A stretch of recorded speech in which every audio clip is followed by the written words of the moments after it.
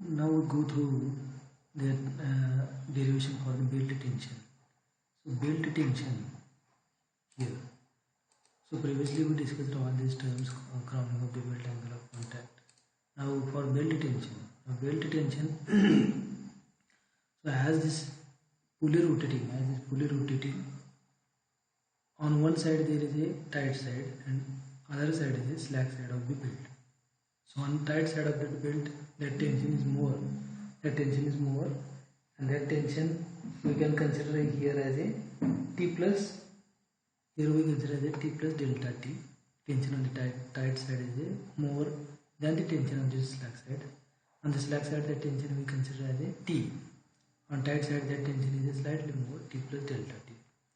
Now, for deriving this, or to find out the ratio of the tensions, T1 by T2, for whole this pulley, for this ratio of tension T1 by T2 for this belt drive, over that belt drive passes over this pulley. We consider a small element. We consider first a small element PQ. Consider a small element of the belt PQ on this pulley, and for this belt PQ on this one side there is a tension slightly more, that is one side is the tight side, another side is slack side. Tension is a T plus delta T, slack side tension is a T, and that small element PQ subtended angle delta theta with this center. Now this in between this PQ, small element PQ and this pulley, some frictional force is available, or friction force is present, and that frictional force we can consider as a mu Rn. Mu is the coefficient of friction, and Rn is the normal reaction. Which is acting vertically in upward direction. So this is the diagram for consideration of the tension ratio, for deriving the tension ratio for this belt drive. By considering a small element PQ, we move further, and then we derive for the whole belt drive. Now here we, for considering this particular area, this PQ arc, and this PQ arc subtended angle delta theta. This a particular area we consider here. Now resolving these forces for this T and for this T plus delta T in vertical direction. Resolving forces of this T plus delta T in vertical direction. For this T plus delta T, horizontal force and vertical force. For this T, there is some horizontal force and vertical component and horizontal component. This Rn vertical force, this Rn vertical reaction, normal reaction or force is balanced by the summation of these two vertical components. Of this T, tension T, and T plus delta T, of summation of this vertical forces T and T plus delta T. So this Rn is balanced by vertical component T and T plus delta T, which are acting downward side. This is the upward side, vertical component of this T and T plus delta T on the downward side. These are balanced to this. Rn normal reaction. So for this we consider right angle triangle. First we draw a line from this point to this point, center point. This delta theta is divided into delta theta by 2. Again we draw some line from this point T for this tension T, or we represent here as a horizontal component and some vertical component. So horizontal component, again that angle comes as a delta theta by 2 for that particular triangle. Again this T plus delta T also divided into horizontal component, vertical component. Now this vertical component of this T plus delta T, which is nothing but this vertical component nothing but a T plus delta T into sin delta theta by 2. and vertical component of this T is nothing but a T into sin delta theta by 2. These two components balance this normal reaction Rn. So Rn is equal to T into sin delta theta by 2, T into sin delta theta by 2, and plus T plus delta T into sin delta theta by 2. So we get this equation, one equation, resolving these forces in the vertical direction.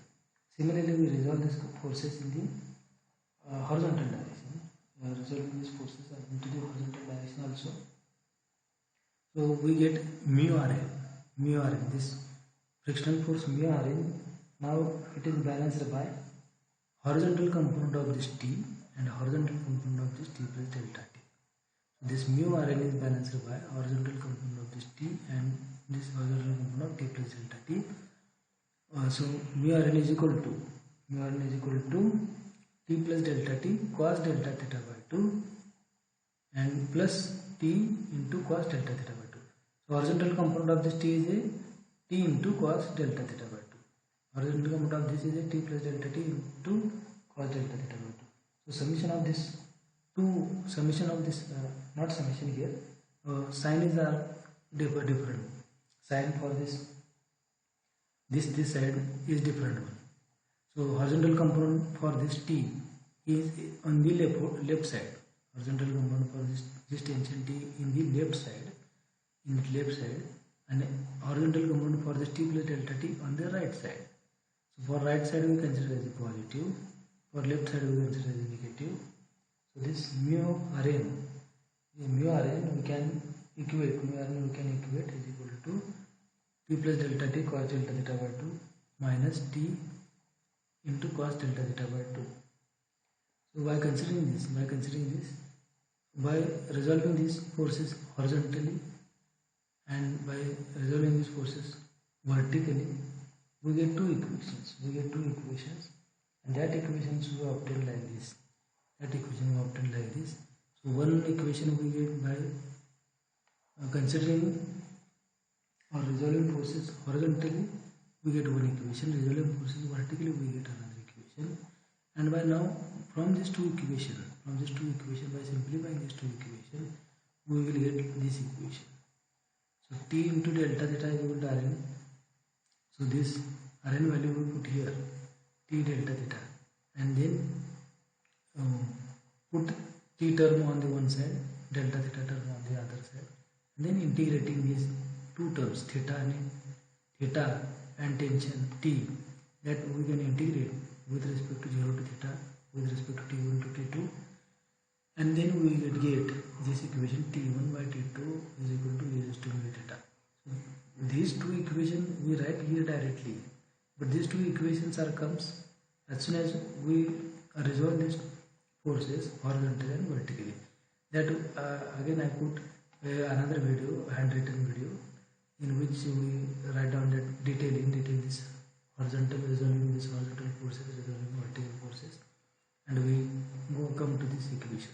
So here in this PPT, these are written directly, but there, as we told orally, you can easily understand it, and we can after integration we will get T1 by T2 is equal to e raised to mu theta. So we will get this equation. This is a major equation or important equation for the tension ratio. For the flat belt drive. Tension ratio for the flat belt drive. So this is a major equation for this flat belt drive. So another this is a power transmitted. Now another term is the power transmitted by the belt drive. That power transmitted by the belt drive. This power is nothing but force into velocity. So in belt drive, force is nothing but tensions. The force is nothing but tensions in this tight side and slack side. Difference between the tension in the tight side and slack side is nothing but a force value. So this force is T1 minus T2 and the velocity is V. It is a velocity of that particular belt. So power transmitted by belt drive equal to T1 minus T2 into V. In terms of kilowatt, T1 minus T2 into V divided by 1000. So we will get this. We will get the power transmitted equation T1 minus T2 into V. In terms of watt, in terms of kilowatt, it is divided by 1000. So another term we introduced here. Here as a centrifugal tension. Another term we introduced here as a centrifugal tension, and that centrifugal tension are considered due to the rotation of that pulley. Some centrifugal force is acting on that particular belt. Having value Tc here in this direction and in this direction. Centrifugal force is developed on that particular belt Tc, having magnitude Tc on both sides, on the tight side and also on the slack side. And that value we consider as a Tc and Tc. And now this particular value we can add it. On the tension right side, also on the tension in the slack side also. Now here for derivation of the centrifugal tension or introducing centrifugal tension on the power transmitted, we consider a small element of that particular belt. And for that small element of particular belt, this Tc on this slack side, on Tc on tight side, we added here, having same magnitude. This small element subtended angle delta theta with this center. This is a Fc. This is a centrifugal force acting on the outward direction. This tension is due to the centrifugal force Fc. This Tc due to centrifugal force Fc on tight side and slack side, having same magnitude. Now mass of that particular element, this element is considered as a mass per unit of length into length of this particular element. So length of that particular element is nothing but length of that particular arc. So length of that particular arc is a r into delta theta into mass per unit length is m. So mass of that particular small element is a m r delta theta in terms of kg. Mass for this small element is a mass per unit of length into length of this particular belt, small belt element that we consider for derivation. So mass per unit of length is m, and length considered for the small element is a r into delta theta. So this mass of that particular small element becomes as a mr delta theta. Now again we resolve this. Resolve these forces vertically.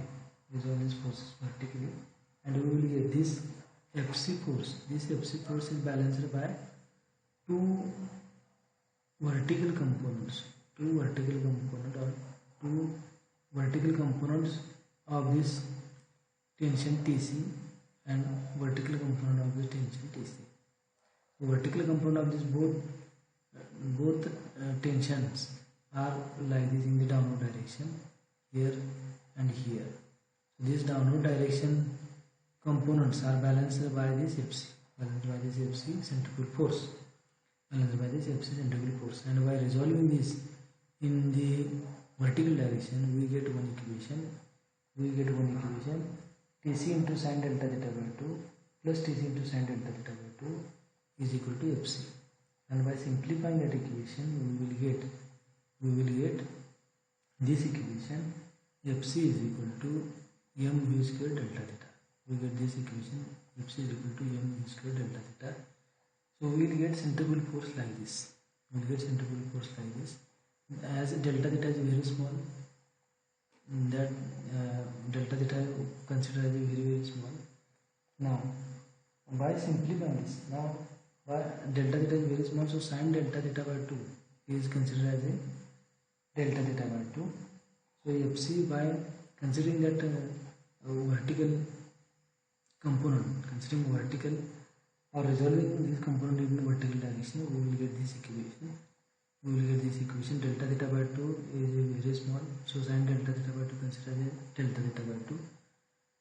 And after simplification we will get this equation, Tc is equal to mv square. After simplification we will get this equation, Tc is equal to mv square, which is again an important equation for the centrifugal tension. For centrifugal tension, this is the equation, Tc is equal to mv square. So this again we will go through that handwritten video and we can get this whatever write here directly, that will go through that particular video. So this is the centrifugal tension Tc. So this centrifugal tension Tc, here we consider this centrifugal tension Tc here consider as a mv square. That now added in the tight side tension T1 and also that slack side tension T2, and having same moment Tc. So tension on the tight side is more. T1 plus Tc. So for belt design, maximum permissible tension is considered as a T1 plus Tc. So from these two values, on tight side tension and slack side tension, obviously tension on the tight side is more, as Tc is same in both cases, but T1 is more than T2, so T1 plus Tc is always more. So tension on the considered in the belt drive, maximum tension considered in the belt drive is a T1 plus Tc. So this is the equation for the maximum power transmitted, effect of centrifugal tension on the power transmitted, and also we go through this equation, belt tension equation. This is the major formula in belt drive. T1 by T2 is equal to raised to mu theta. Also this T1 minus T2 into V for power transmission, and this is the introduction of the centrifugal tension in the belt drive. Tc is equal to mv square. Again we derive this in further videos. We introduce this Tc. In this power transmitted. Introduce Tc in the power transmitted, and we get some equations.